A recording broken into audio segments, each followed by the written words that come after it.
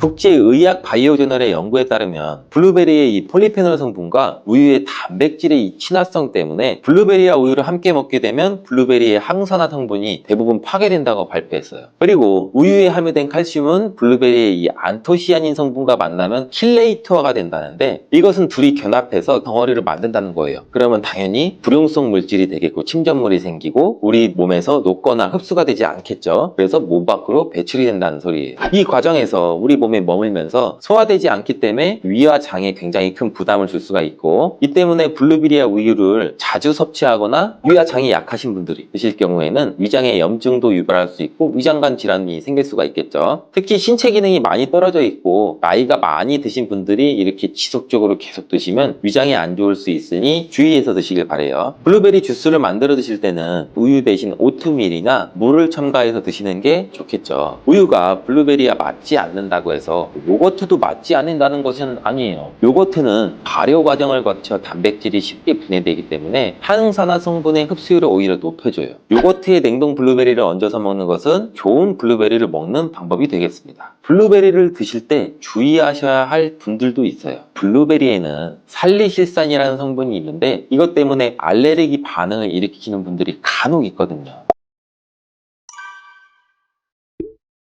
블루베리는 세계 10대 건강식품에 들어갈 만큼 우리 몸을 건강하게 하는데 굉장히 큰 도움이 되는 과일이에요. 최근 10년간 소비량이 가장 많이 늘어난 과일이기도 한데, 특히 50대 이상에서 굉장히 급속도로 섭취량이 늘어나고 있대요. 이렇게 섭취량이 급속도로 올라가고 있는 이유는 블루베리가 먹기에도 편하고 건강에도 좋다고 알려지고 있기 때문인데, 냉동 블루베리의 판매량도 요새 굉장히 많이 증가되고 있다고 해요. 냉동 블루베리를 씻지 않고 그냥 드시는 분들이 또 굉장히 많아지고 있어요. 누구는 그냥 먹어도 돼, 어떤 사람은 반드시 씻어 먹어야 돼, 의견이 굉장히 분분해요. 영상을 통해서 제가 블루베리 먹는 방법과 블루베리 효능, 함께 먹으면 안 되는 음식과 함께 먹으면 좋은 음식까지 블루베리에 대한 모든 것 제가 지금 알려드릴게요.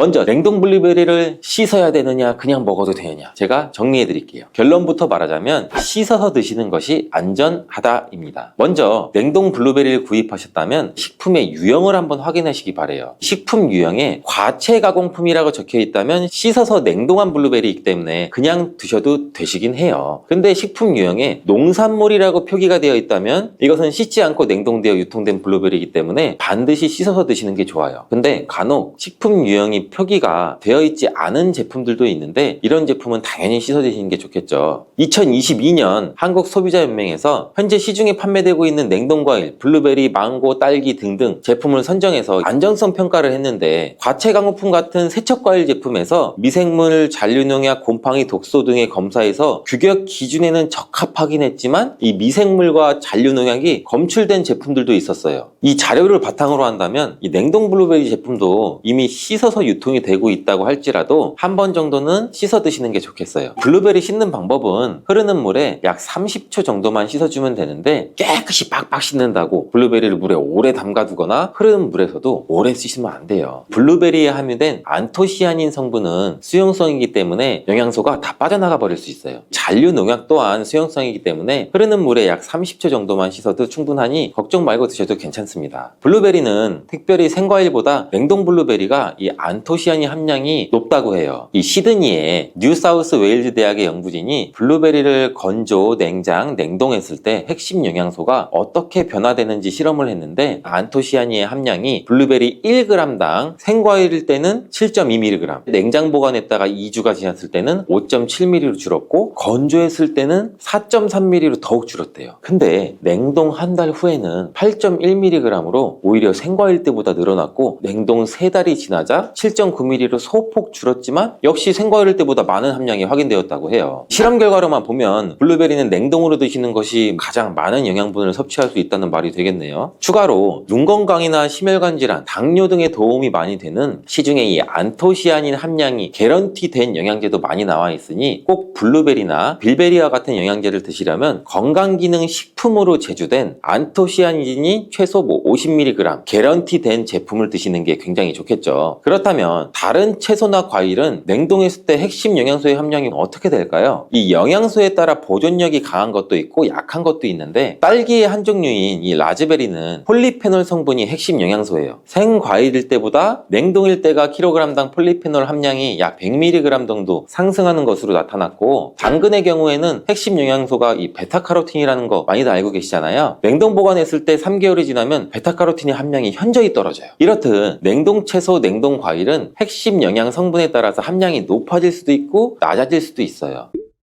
냉동 블루베리를 구입하셔서 보관할 때는 주의사항이 있어요. 판매되는 냉동 블루베리는 대량으로 포장되어 있는데 한 번에 드실 수가 없는 양으로 포장이 되어 있어요. 냉동 블루베리는 해동해서 드시게 되면 녹으면서 안토시아닌까지 함께 녹아 나오기 때문에 냉동실에서 꺼내 바로 드시는 게 가장 좋아요. 혹시나 해동이 되었다면 다시 냉동하시면 안 돼요. 해동이 되면서 미생물이 증식을 하게 되고 그 상태로 냉동을 하면 미생물까지 함께 냉동이 돼요. 그것을 드시면 당연히 복통이나 설사나 이런 걸 유발할 수가 있겠죠.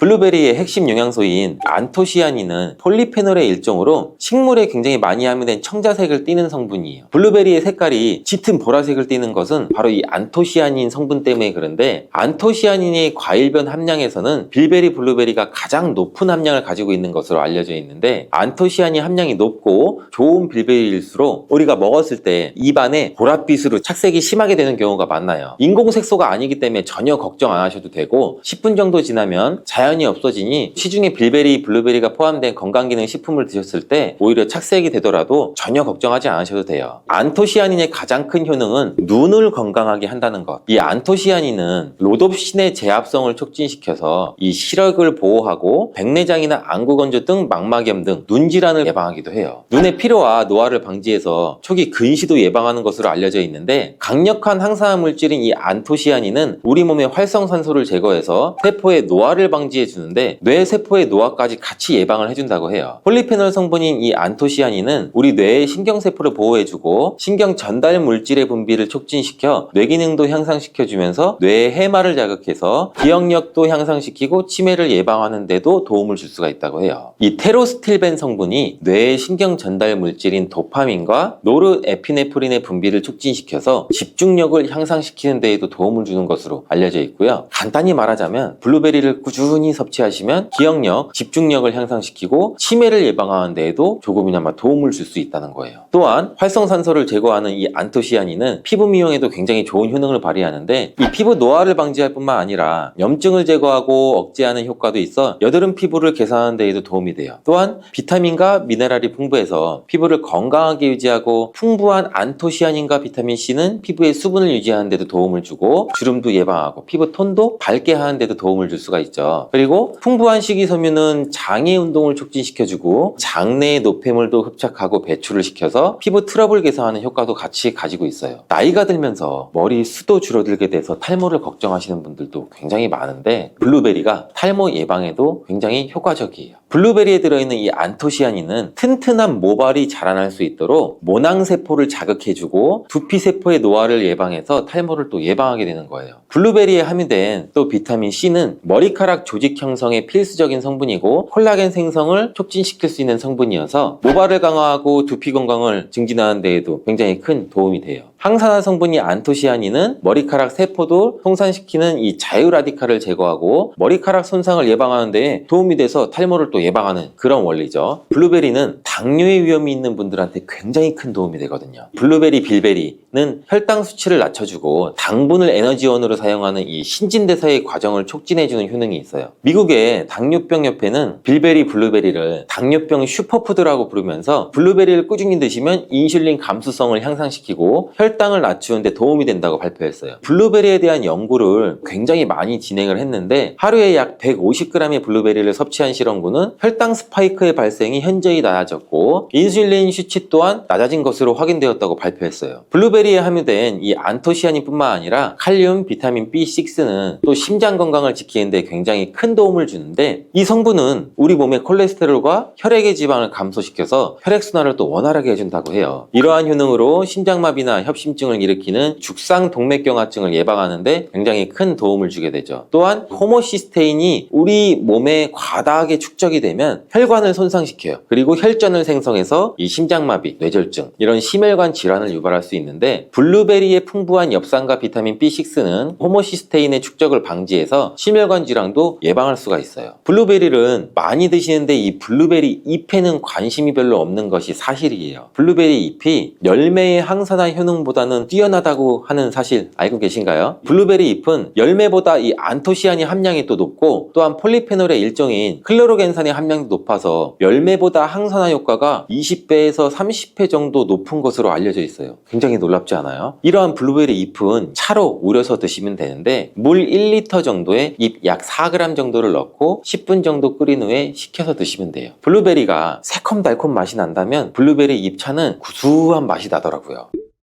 이렇게 좋은 블루베리도 함께 먹으면 안 되는 음식이 있는데 바로 우유예요. 깜짝 놀라지 않으셨나요? 보통 냉동 블루베리를 우유와 함께 믹서기에 갈아서 주스로도 쉐이크로도 많이 드시는데, 이렇게 되면 블루베리의 영양소가 파괴가 돼요. 국제의학 바이오저널의 연구에 따르면 블루베리의 이 폴리페놀 성분과 우유의 단백질의 이 친화성 때문에 블루베리와 우유를 함께 먹게 되면 블루베리의 항산화 성분이 대부분 파괴된다고 발표했어요. 그리고 우유에 함유된 칼슘은 블루베리의 이 안토시아닌 성분과 만나면 킬레이터가 된다는데, 이것은 둘이 견합해서 덩어리를 만든다는 거예요. 그러면 당연히 불용성 물질이 되겠고 침전물이 생기고 우리 몸에서 녹거나 흡수가 되지 않겠죠. 그래서 몸 밖으로 배출이 된다는 소리예요. 이 과정에서 우리 몸에 머물면서 소화되지 않기 때문에 위와 장에 굉장히 큰 부담을 줄 수가 있고, 이 때문에 블루베리와 우유를 자주 섭취하거나 위와 장이 약하신 분들이 드실 경우에는 위장에 염증도 유발할 수 있고 위장관 질환이 생길 수가 있겠죠. 특히 신체 기능이 많이 떨어져 있고 나이가 많이 드신 분들이 이렇게 지속적으로 계속 드시면 위장에 안 좋을 수 있으니 주의해서 드시길 바래요. 블루베리 주스를 만들어 드실 때는 우유 대신 오트밀이나 물을 첨가해서 드시는 게 좋겠죠. 우유가 블루베리와 맞지 않는다고 해서 요거트도 맞지 않는다는 것은 아니에요. 요거트는 발효 과정을 거쳐 단백질이 쉽게 분해되기 때문에 항산화 성분의 흡수율을 오히려 높여줘요. 요거트에 냉동 블루베리를 얹어서 먹는 것은 좋은 블루베리를 먹는 방법이 되겠습니다. 블루베리를 드실 때 주의하셔야 할 분들도 있어요. 블루베리에는 살리실산이라는 성분이 있는데 이것 때문에 알레르기 반응을 일으키는 분들이 간혹 있거든요. 블루베리를 드시면 입술이 붓거나 간지럽거나 복통과 설사의 증상이 나타난다면 즉시 블루베리 섭취를 중단하셔야 돼요. 그리고 블루베리에는 혈액을 묽게 만드는 비타민 K가 풍부하게 함유되어 있는데, 심장질환이나 뇌혈관 질환으로 이미 아스피린과 같은 혈전 용해제를 복용하시고 계신 분들이 블루베리를 과다하게 섭취하게 되면 문제가 발생할 수 있으니 적당히 드시길 바래요. 또한 사람에 따라서 블루베리가 일시적으로 혈당을 낮추는 효과도 가지고 있기 때문에 당뇨가 있는 분들이 블루베리를 과하게 섭취할 경우에는 저혈당 증세도 나타날 수 있어요. 어떤 음식이든 각자 우리 몸의 체질에 맞게 드시는 게 가장 좋겠죠. 사과의 유기산과 우유의 카제인이라는 성분이 만나게 되면 엉기는 현상이 일어나서 이게 덩어리가 져요.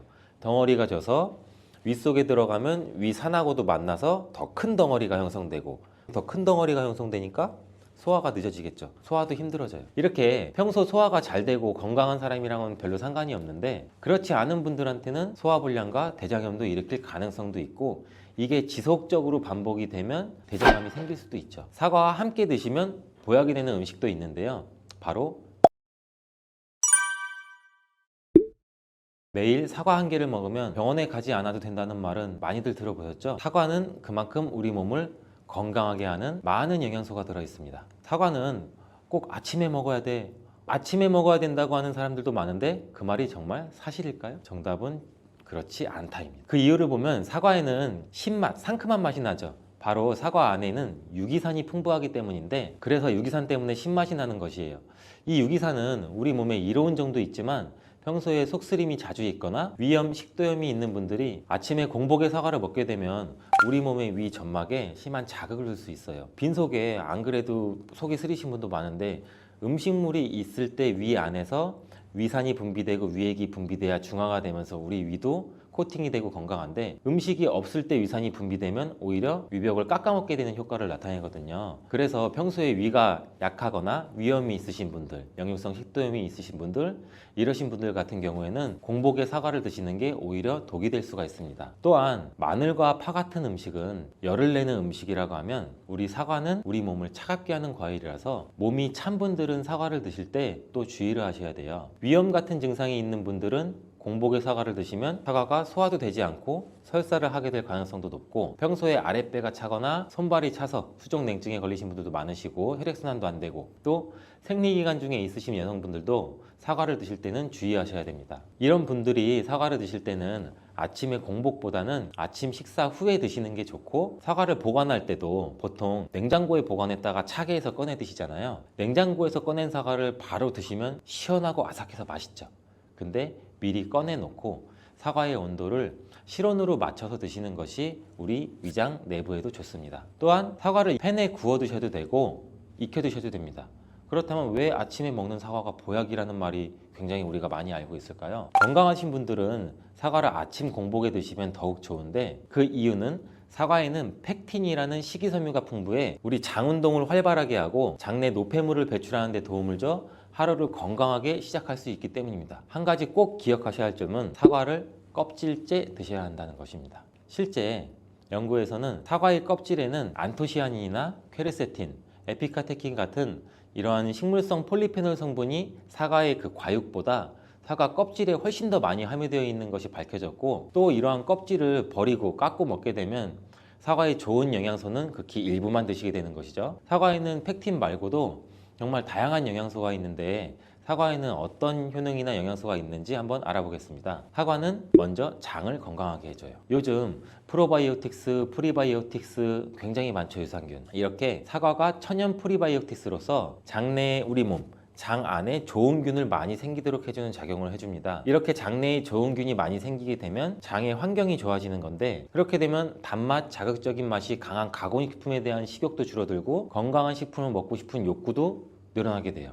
또 장이 건강해지면 우리 면역력이 또 좋아지고, 이렇게 다 선순환으로 이어져 가는 건데, 장에는 물론 좋은 세균, 나쁜 세균들이 굉장히 많이 존재가 해요. 근데 좋은 세균만 많아도 안 되고 나쁜 세균만 많아도 안 돼요.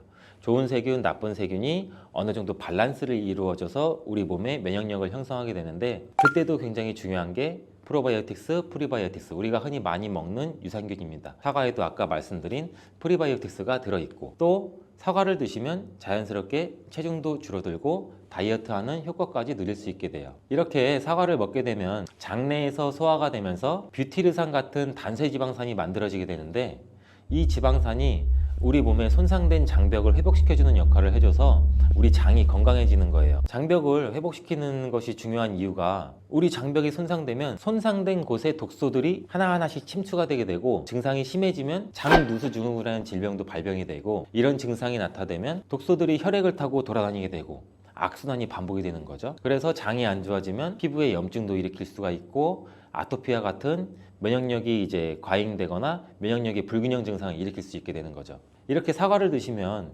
이런 증상을 예방해 장이 건강해져 피부도 탄력 있게 밝아지게 하는 효과도 있고, 사과 속의 풍부한 펙틴이 아까 장 운동도 활발하게 한다고 말씀드렸잖아요. 그렇게 되면 암을 유발할 수 있는 물질들이 장내에 오래 머물지 못하고 결국 대장암의 발병률도 서서히 줄어들게 되죠. 그리고 사과는 혈관도 깨끗하게 해주는데, 혈관을 깨끗하게 해주면 뇌졸중, 고혈압, 심근경색, 그런 혈관 질환도 같이 예방할 수 있게 되고, 이렇게 혈관에 활성산소가 많아지게 되면 혈전이 생겨 혈액순환을 방해하기도 하고 혈관세포를 손상시켜 노화를 촉진시키기도 하는데, 이러한 활성산소를 제거해주는 게 우리가 흔히 알고 있는 항산화 영양제라고 해요. 말 그대로 활성산소가 우리 세포의 노화를 촉진시켜주고 우리 세포를 더 늙게 만들거든요. 이러한 것들을 제거해주는 항산화 영양소를 같이 섭취해주는 것도 매우 중요한데, 그 항산화 영양소도 사과에 들어있다는 것을 알고 계시면 좋을 것 같습니다. 또한 이러한 활성산소를 제거해서 혈전이 생기는 것을 억제하는데 가장 큰 역할을 하는 게 플라보노이드 계열의 루틴이라는 성분인데, 이 루틴이 사과에 굉장히 많이 들어있어요. 또한 사과에는 칼륨도 굉장히 많이 함유되어 있어서, 칼륨은 혈관 내에 나트륨을 몸 밖으로 배출해주는 역할을 해요. 나트륨은 수분을 흡수하는데 칼륨이 부족하면 먹으면 나트륨도 배출되지 않습니다. 이 나트륨은 혈압이 상승하며 혈관에 노폐물을 쌓이게 만드는데 사과를 섭취해서 칼륨을 공급해주면 혈압도 방지할 수 있고 노폐물을 배출시켜주는 역할도 같이 할 수 있습니다.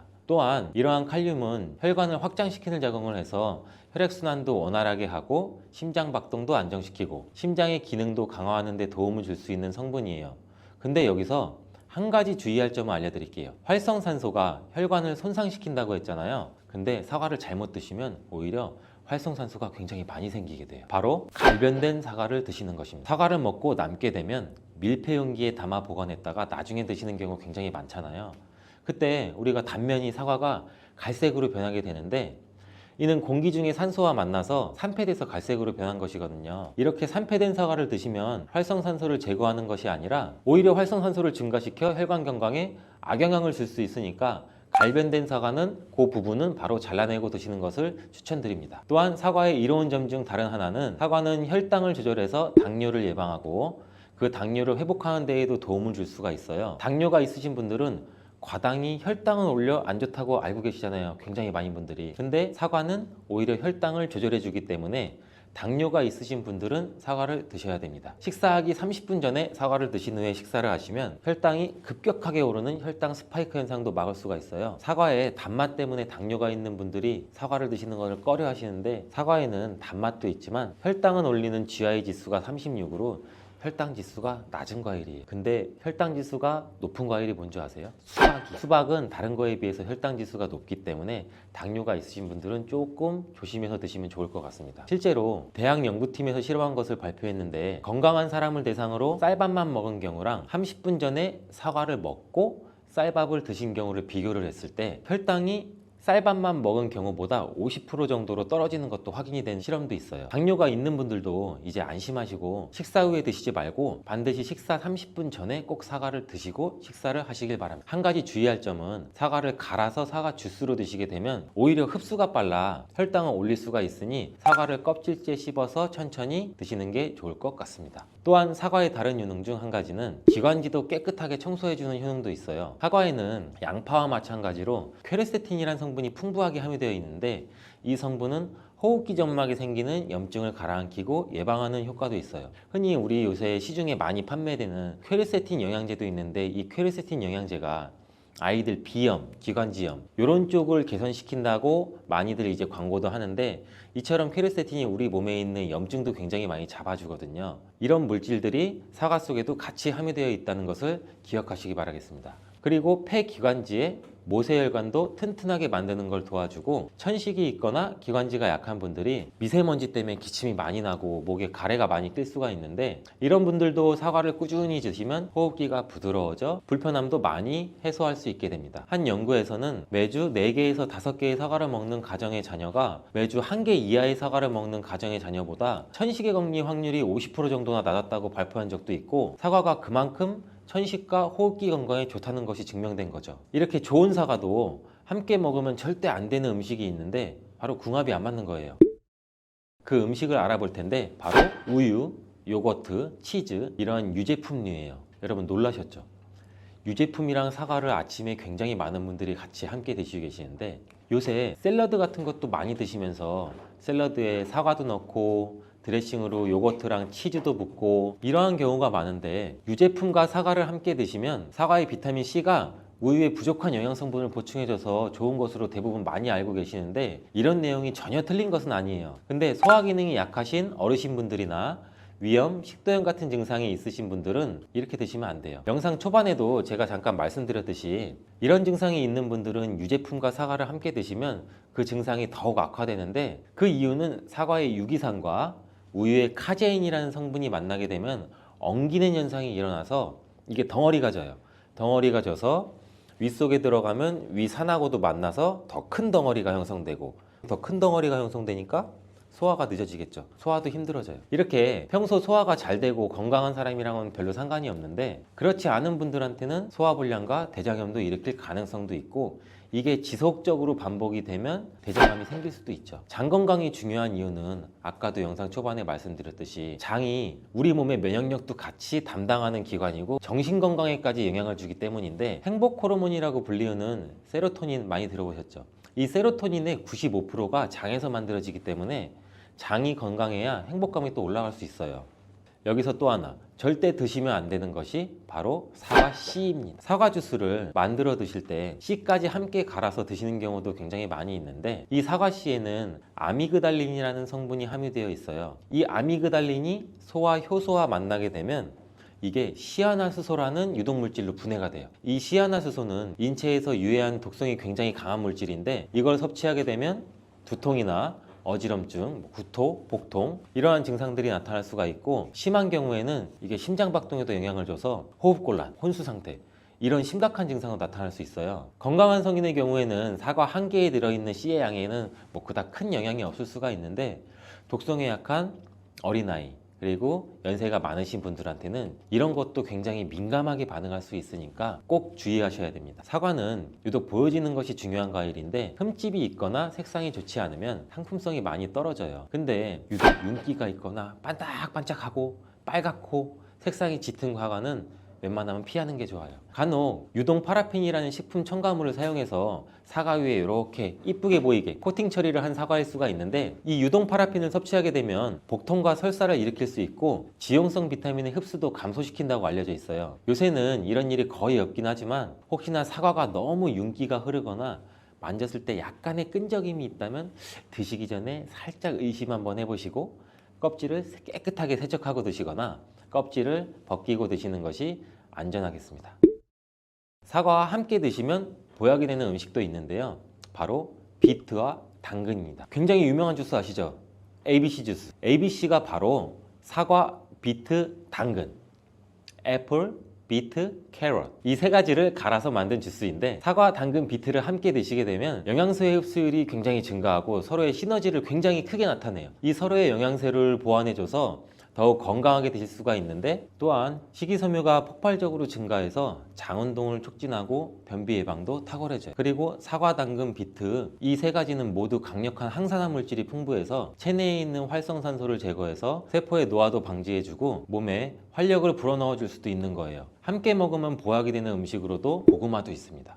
이 고구마에는 베타카로틴이라는 성분이 풍부해서 항암작용과 함께 면역력도 같이 강화해 주는데 혈관 건강에도 도움을 줄 수가 있어요. 고구마를 드시면 소화가 잘 안 되는 증상도 나타날 수가 있는데, 이게 왜 그러냐면 고구마 속에 함유되어 있는 아마이드라는 성분이 장에서 이상 발효를 일으켜서 가스가 차고 소화불량 증상도 같이 나타나는 건데, 이때 같이 사과와 함께 드시면 사과에 함유된 펙틴이 아마이드의 이상 발효 증상을 억제해서 가스가 차는 증상을 발생하지 않도록 도와주게 돼요. 또한 이러한 사과의 효능 중 하나인 혈관을 깨끗하게 하는 것을 고구마의 베타카로틴이 도와줘서 이 효능이 극대화가 돼서 건강에 정말 좋은 음식 궁합도 될 수 있답니다. 이렇게 노랗게 변한 바나나는 색깔만 변한 것이 아니라 성분에도 변화가 생기게 돼요. 당뇨에 도움이 되는 저항성 전분은 점점 줄어들고 포도당과 과당 같은 당분은 점점 늘어나게 되는 거죠. 바나나는 속살이 부드럽고 달콤해서 남녀노소 누구나 좋아하는 과일 중 하나죠. 먹기도 편하고 다이어트에도 좋다고 알려지면서 굉장히 많은 분들이 먹게 되는 과일이 바로 바나나죠. 이 바나나도 함께 먹으면 보약이 되는 궁합이 좋은 음식이 있고, 또 함께 먹으면 오히려 독이 되는 음식도 있답니다. 오늘 영상을 통해 이 바나나의 효능, 함께 먹으면 안 되는 음식, 함께 먹으면 보약이 되는 음식, 그리고 바나나의 보관 방법까지 바나나에 대한 모든 것을 알아가시기 바랍니다. 바나나가 어떤 상태일 때를 가장 좋아하시나요, 여러분들? 저는 이쁘게 노란색으로 숙성되었을 때 먹는 것을 굉장히 좋아하는데, 그 이유는 초록색일 때는 아직 단맛도 조금 덜하고 식감도 약간 서걱서걱하고 약간 맛이 없는 것 같고, 근데 또 갈색의 반점이 생기면 왠지 먹기에도 좀 찝찝하고 시간이 더 지나면 상한 것처럼 무르고 이런 생각도 들어서 먹기에 좀 꺼려지는데, 근데 초록색 바나나, 노란색 바나나, 갈색 바나나 각각의 영양소가 달라진다는 사실 알고 계시나요?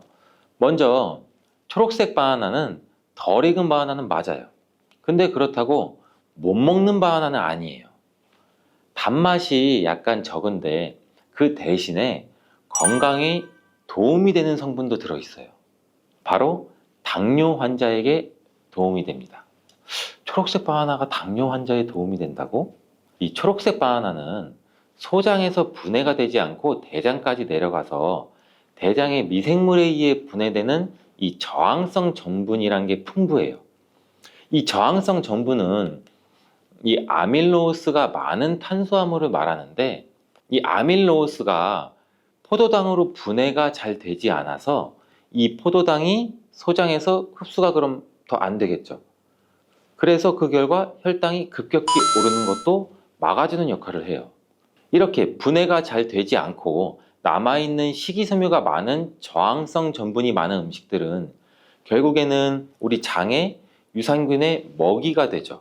그래서 우리 장의 장내 세균총을 건강하게 만들 수가 있고, 이로 인해서 또 인슐린 감수성도 풍부하게 해주고 면역력에도 긍정적인 효과를 나타낼 수가 있어요. 이 당뇨 환자분들이 바나나가 단맛이 좋은 열대과일이라서 못 드시는 것으로 생각하시는데, 앞서 말씀드린 이유로 이 초록 바나나를 드시면 굉장히 도움이 됩니다.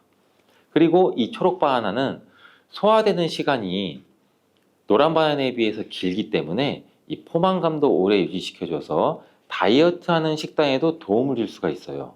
이 저항성 전분은 이런 효능들로 인해서 비만 당뇨를 예방할 뿐 아니라 대장암도 예방하는 것으로 알려져 있어요. 단 한 가지 주의할 점은, 이 과민성 대장 증후군이 있으신 분들이 초록색 바나나를 드시면 오히려 증상이 더 악화될 수 있으니 이 점은 주의해 주시길 바래요.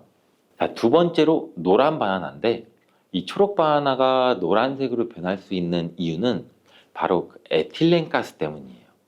나무에서 똑 떨어진 바나나는 이 꼭지에서 에틸렌 가스라는 물질이 분비가 되는데, 이때 이 초록색을 띠게 만드는 이 클로로필이라는 색소가 에틸렌 가스에 의해서 분해가 돼서 점점 노란색으로 변해가는 거예요.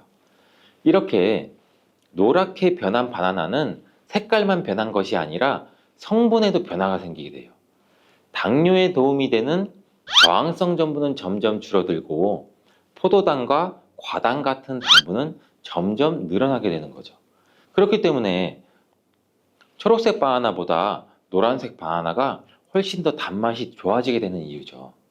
식감도 더 부드러워지게 되고 단향도 더욱 강해지고 소화도 초록색 바나나보다 더 잘 되게 돼요.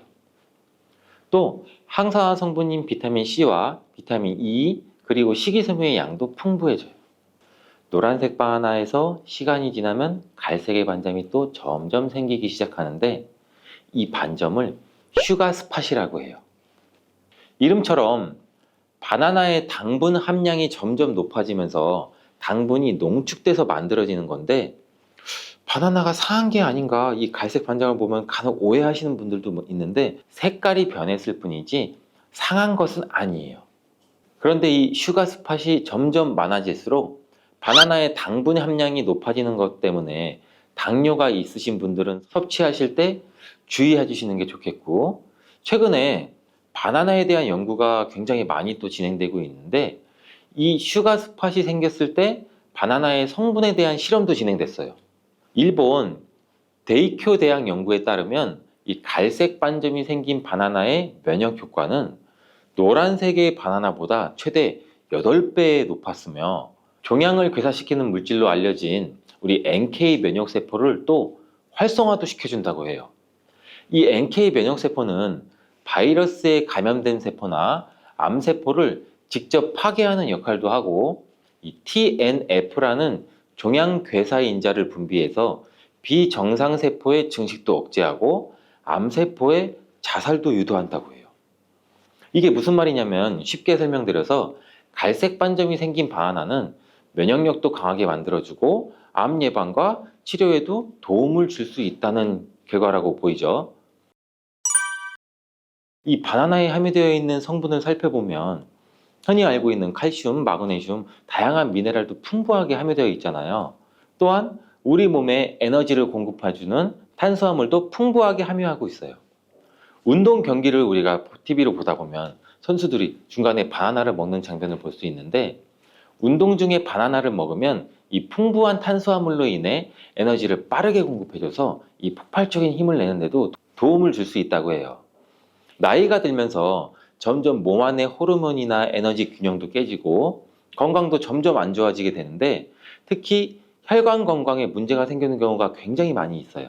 이 혈관 건강에 문제가 생기면서 나타나는 대표적인 증상이 고혈압이 되겠죠. 이 때문에 나이가 들면서 혈압도 관리하는 게 굉장히 중요한데 바나나에 풍부하게 함유된 칼륨은 세포의 삼투압과 수분의 평형을 유지 기능을 수행해서 몸 안에 나트륨을 배출하는 데 굉장히 많은 도움을 줘서 혈압을 조절하는 데도 도움을 준다고도 알려져 있죠.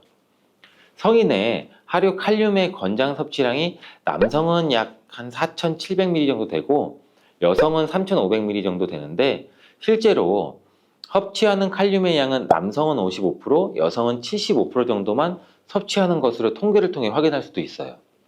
칼륨이 체내에서 부족하게 되면 혈압도 오르고 우리 심장에 무리도 줄 수 있으면서 이 근육의 경련도 일어나게 돼요. 또 힘이 빠지는 무기력증 등의 대표적인 증상도 나타날 수가 있죠. 또 바나나 한 개에는 하루 권장 섭취량의 약 15%의 칼륨이 함유되어 있어 우리가 부족한 칼륨을 보충하는데 탁월한 도움도 줄 수 있죠.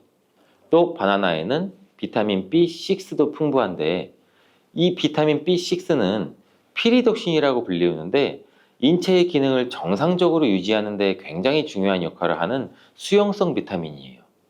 이 비타민 B6는 우리 신경 전달 물질을 생산하는데 특히 행복 호르몬이라고 불리는 세로토닌의 합성에도 굉장히 중요한 역할을 해요. 이 세로토닌은 행복감과 안정감을 느끼게 해주고 우리 몸의 스트레스도 완화시켜주고 또 식욕을 조절해서 체중 감량에도 도움을 주고 수면의 질도 향상시켜 피로회복에도 도움을 주는 성분이에요. 이러한 효능으로 우울증, 불안장애, 불면증 이렇게 정신질환도 같이 예방되고 치료하는 데에도 활용되는 성분이 세로토닌이에요. 쉽게 말해서 바나나를 섭취하면 행복감을 높일 수 있는데 도움을 줄 수 있다는 거죠. 또 비타민 B6는 우리 몸의 호모시스테인 농도도 조절해줘서 이 심혈관 질환이나 뇌혈관 질환도 예방하고 단백질을 분해해서 몸에 에너지를 공급하는 데도 도움을 줘서 우리 바나나를 먹으면 힘이 나는 거예요. 이렇게 좋은 효능이 있는 바나나도 함께 먹이면 오히려 독이 되는 식품이 있는데 그 첫 번째가 바로 우유예요. 엥? 우유? 바나나 우유?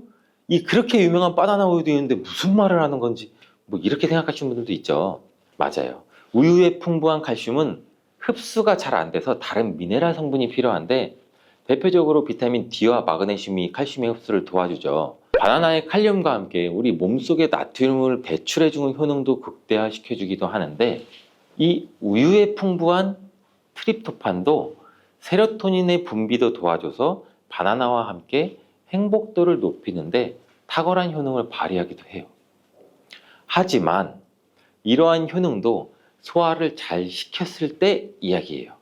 이 소화력이 좋은 분들한테는 이런 효능을 누릴 수 있지만 나이가 들면 들수록 소화가 잘 안 되시는 분들이 바나나와 우유를 함께 드시게 되면 이 불용성인 바나나가 위 속에 오래 남아있게 되고 바나나의 유기산과 당분이 우유의 풍부한 단백질, 칼슘과 결합해서 소화가 더 어려워지게 된다고 해요. 바나나가 우유의 결합물이 위와 장에서 과발효가 일어나고 소화기관에 무리가 주게 된다는 얘기죠.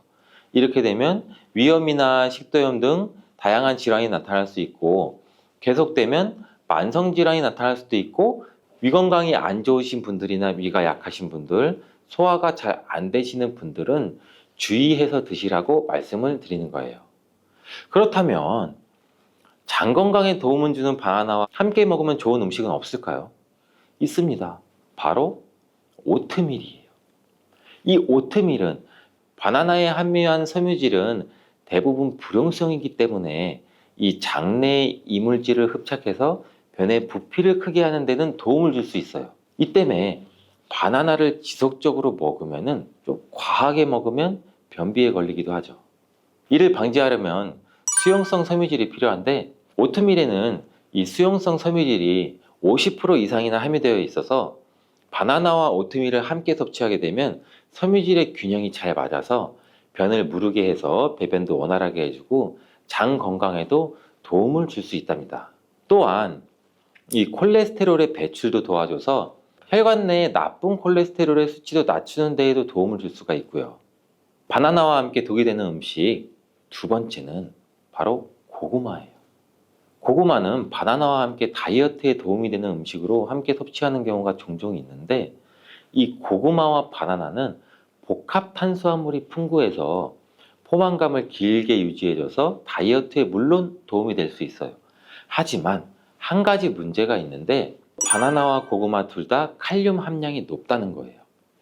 칼륨은 과다하게 섭취하게 되면 우리 몸에 고칼륨 혈증을 일으킬 수도 있고, 이로 인해서 무력감이나 피로감, 메스꺼움, 구토, 호흡곤란 이런 증상도 올 수가 있으며, 심한 경우 저혈압이나 부정맥, 근육마비나 심장마비 이런 심각한 부작용도 나타날 수가 있는데, 소량 섭취하면 큰 문제가 되지 않지만 과량 섭취 시 신장이 약하신 분들, 또 몸에서 칼륨 배출이 원활하지 않기 때문에 고구마와 바나나를 지속적으로 과다하게 함께 드시게 되면 신장도 망가뜨릴 수가 있어서 이런 점을 주의하면 좋다고 말씀드리는 거예요. 바나나와 함께 먹으면 보약이 되는 음식은 오트밀에 이어서 파인애플이 있어요. 이 바나나와 파인애플에는 브로멜라인이라는 효소가 풍부한데, 이 효소는 운동 후에 생기는 근육의 염증을 빠르게 회복시키고, 또한 근육의 피로 회복에도 도움을 주는 것으로 알려져 있어요. 또한 바나나와 파인애플을 함께 드시게 되면 단백질 분해를 극대화해서 소화도 돕고 소화기 질환에도 예방하는 효과를 가져요. 바나나와 함께 먹으면 보약이 되는 음식 이 세 번째는 바로 카카오예요. 바나나는 이 도파민이라는 신경을 자극하는 물질이 많이 함유가 되어 있는데, 카카오에는 이 도파민 생성의 원료가 되는 아미노산이 풍부해서 카카오와 바나나를 함께 드시면 이 행복도를 높이는 효능이 극대화가 될 수가 있어요. 카카오에는 폴리페놀과 이 플라보노이드 등의 항산화 물질이 풍부해서 우리 몸의 활성산소도 제거해주고 세포의 노화도 방지해줘요.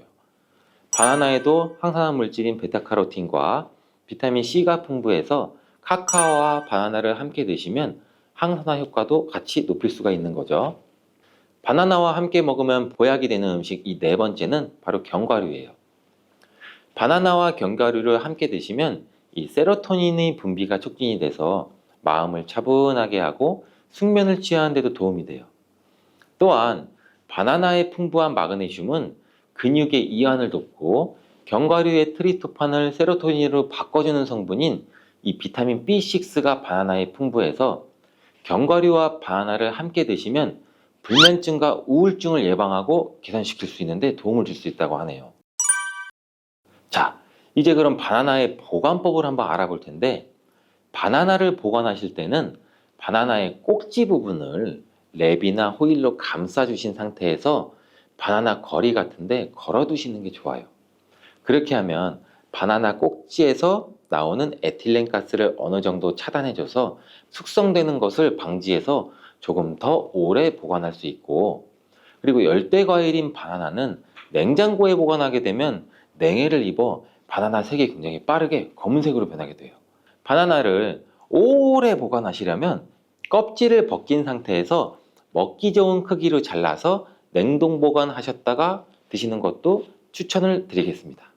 시금치 속 철분을 토마토처럼 비타민 C가 풍부한 음식과 먹으면 좋다고 해서 빈혈이나 당뇨가 있으신 분들이 함께 많이 드시는 경우도 있는데, 신장이 약하신 분들한테는 특히 좋지 않은 궁합이에요. 왜냐면 바로 시금치 속에 옥살산이라는 성분 때문인데, 옥살산이 혈액 속 칼슘과 만나게 되면 작고 뾰족한 결정 모양으로 체내에 쌓여서 결석을 만들게 되죠. 그렇게 되면 근육통과 근육 경련뿐 아니라 심하면 신장 결석까지 유발시킬 수가 있어요. 또한 시금치의 성분이 토마토의 라이코펜 흡수를 방해하는 작용도 일어날 수가 있어요. 토마토가 슈퍼푸드로 손꼽히는 이유가 바로 이 라이코펜 성분이기 때문인데요. 이 라이코펜은 강력한 항산화 물질이에요. 몸속의 산화 스트레스와 염증도 줄여주고 암을 예방하는 놀라운 성분이죠. 또 라이코펜은 폐암, 전립선암, 유방암과 결장암 등 다양한 암의 예방에 엄청난 효과가 있다고 해요. 혈관은 건강하게 해주고 동맥경화와 심혈관 질환의 예방에 탁월하죠. 하와이호주 주립대학의 연구에 따르면 토마토를 시금치와 함께 드시면 이 기적의 성분인 라이코펜 흡수율이 무려 50%나 감소가 된다고 해요. 토마토와 토마토와 시금치를 함께 드시면 안 되겠죠. 토마토를 드실 때 숙성되지 않은 초록색 토마토는 주의하시길 바래요. 숙성되지 않은 덜 익은 토마토에는 솔라닌이라고 하는 독성 물질을 함유하고 있는데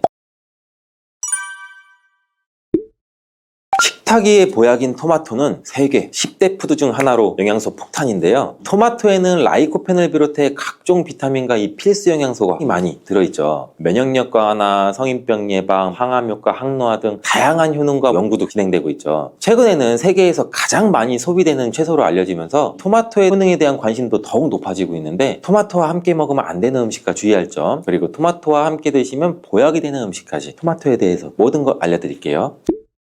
철분과 비타민이 많아 요즘 들어 특히 주목받고 있는 채소가 시금치인데 시금치는 토마토와 상극으로 함께 드시면 안 돼요. 시금치 속 철분을 토마토처럼 비타민 C가 풍부한 음식과 먹으면 좋다고 해서 빈혈이나 당뇨가 있으신 분들이 함께 많이 드시는 경우도 있는데 신장이 약하신 분들한테는 특히 좋지 않은 궁합이에요. 왜냐면 바로 시금치 속에 옥살산이라는 성분 때문인데 옥살산이 혈액 속 칼슘과 만나게 되면 작고 뾰족한 결정 모양으로 체내에 쌓여서 결석을 만들게 되죠. 그렇게 되면 근육통과 근육 경련뿐 아니라 심하면 신장 결석까지 유발시킬 수가 있어요. 또한 시금치의 성분이 토마토의 라이코펜 흡수를 방해하는 작용도 일어날 수가 있어요. 토마토가 슈퍼푸드로 손꼽히는 이유가 바로 이 라이코펜 성분이기 때문인데요. 이 라이코펜은 강력한 항산화 물질이에요. 몸속의 산화 스트레스와 염증도 줄여주고 암을 예방하는 놀라운 성분이죠. 또 라이코펜은 폐암, 전립선암, 유방암과 결장암 등 다양한 암의 예방에 엄청난 효과가 있다고 해요. 혈관은 건강하게 해주고 동맥경화와 심혈관 질환의 예방에 탁월하죠. 하이오즈 주립대학의 연구에 따르면 토마토를 시금치와 함께 드시면 이 기적의 성분인 라이코펜 흡수율이 무려 50%나 감소가 된다고 해요. 토마토와 시금치를 함께 드시면 안 되겠죠. 토마토를 드실 때 숙성되지 않은 초록색 토마토는 주의하시길 바래요. 숙성되지 않은 덜 익은 토마토에는 솔라닌이라고 하는 독성 물질을 함유하고 있는데 솔라닌은 이 식물이 해충이나 질병으로부터 스스로를 보호하기 위해 생성되는 자연 방어 물질이에요. 감자에 싹에 들어있는 독성 물질이죠. 이 솔라닌을 섭취하게 되면 복통이나 구토, 현기증, 두통, 심하면 마비까지 올 수 있는 증상이 나타날 수가 있으니 주의하시길 바라고 토마토 요리를 할 때 한 가지 주의할 점은 단맛을 좋아하시는 분들이 간혹 설탕을 첨가해 드시는데 제발 이 설탕만을 피해 주시길 바래요. 설탕은 토마토의 영양 성분을 파괴하기 때문에 건강을 위해 두신 토마토가 아무짝에도 쓸모가 없거든요. 그리고 이 설탕이 몸속에 들어오면 설탕을 분해하기 위해 비타민 B군이 사용되는데 비타민 B는 피로도 감소시키고 뇌의 활동도 활성화시키는 데 중요한 성분이죠. 토마토에는 비타민 B가 함유되어 있는데 설탕 때문에 오히려 체내 흡수율이 감소되고 설탕으로 인해 혈관 내 혈당도 상승되게 또 안 좋은 결과를 초래할 수가 있겠죠. 기억력의 중추인 해마를 위축시켜 혈관성 치매에도 위험을 높이고 고혈당성 당뇨병을 넘어 정말 과도하게 장기간 드시면 암까지도 발생될 가능성이 높아지게 돼서 토마토의 항산화 효과를 전혀 누릴 수가 없게 되죠. 혹시 토마토 케첩 많이 사용하시나요? 달콤상콤한 맛이 좋아 계란 후라이에도 뿌려 먹고 다양한 요리에도 사용되는 토마토 케첩도 우리 몸에 독이 된다는 사실. 실제로 케첩 한 스푼에 설탕이 약 4g 정도 들어있어요. 이는 시중에 판매되는 초콜릿에 들어있는 설탕보다 더 많은 양이에요. 이뿐 아니라 케첩의 영양 성분을 살펴보면 상과당, 소금, 합성, 착색료, 향신료 등 수많은 감미료와 식품 첨가물이 들어있어요. 케첩이 토마토를 원료로 만들어져 건강한 재료라고 알고 계신 분들도 계시겠지만 케첩 속 토마토는 가공 과정과 첨가물들에 의해서 영양 성분이 많이 파괴되어 있고 오히려 우리 몸을 공격하는 성분들이 가득해요. 그렇다면 토마토와 함께 먹으면 보약이 되는 음식은 어떤 게 있을까요? 토마토는 비타민, 베타카로틴, 라이코펜, 무기질 등 영양 성분이 굉장히 풍부해요. 한 가지 부족한 영양 성분은 단백질이에요. 양질의 단백질과 함께 드시게 되면 거의 완벽한 영양 성분을 우리 몸에 보충할 수 있는데 그 중에서도 특히 추천드리는 것은 고기예요. 50대 이후 나이가 들수록 꼭 고기를 챙겨 드셔야 하는 가장 큰 이유는 단백질인데 단백질은 우리 몸의 중요한 구성 성분으로 세포와 근육의 주 재료라서 만약 단백질 섭취가 부족하면 잇몸도 약해지고 치아도 빠지기도 하고 머리카락도 얇아져 탈모가 오기도 하고 면역세포를 충분히 만들어내지 못하게 돼요. 물론 콩과 두부도 훌륭한 단백질 공급원이지만 식물성 단백질은 필수 아미노산의 종류나 양이 충분하지 않을 수가 있어요. 반면 동물성 단백질은 식물성 단백질보다 우리 몸에 흡수가 잘 되기 때문에 나이가 들수록 반드시 조금이라도 챙겨 드셔야 돼요. 또한 단백질은 행복 호르몬으로 알려진 세로토닌의 원료로 우울증을 예방하는 효과도 있어요. 특히 돼지고기 속에 풍부한 비타민 B1은 뇌 기능을 활성화해서 치매를 예방해 주기도 해요. 이렇게 좋은 고기를 섭취할 때도 한 가지 문제가 있는데 우리 몸은 약 알칼리성을 유지해야 되는데 육류는 산성식품이라는 거예요. 바로 이 토마토가 문제를 해결해 줄 수가 있죠. 토마토는 대표적인 알칼리 식품으로 산성인 육류와 함께 드시면 단백질의 소화를 도와주고 위장에 부담을 줄여줘 토마토의 풍부한 섬유질이 변비를 예방해서 위장 건강을 지켜줄 수가 있어요. 그리고 토마토는 어떻게 드시는 게 좋을까요?